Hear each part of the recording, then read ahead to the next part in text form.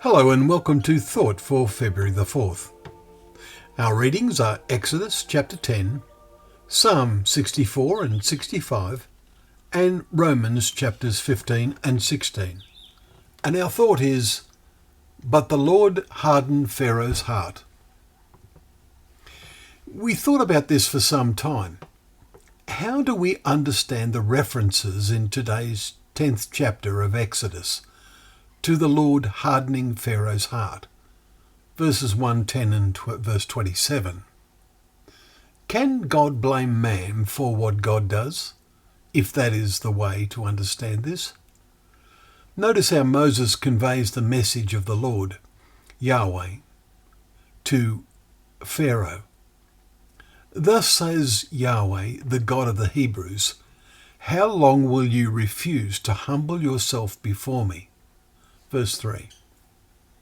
Pharaoh refused to recognize the power of the one and only God.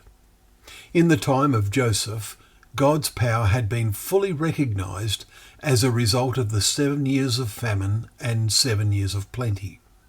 Then we read in Exodus 1 verse 8, now there arose a new king over Egypt that did not know Joseph, and the situation changed.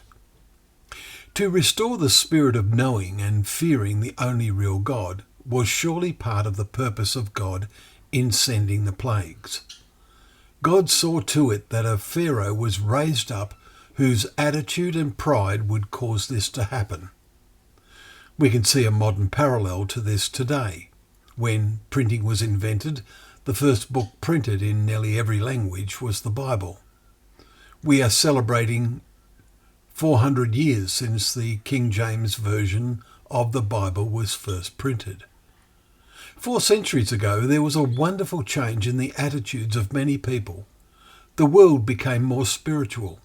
Laws were influenced by the principles set out in the laws of the Bible. The Roman Catholic Church tried to resist this, but the Reformation movement, fed by the reading of the Bible, spread throughout the world. People at last read for themselves what God had really done and said.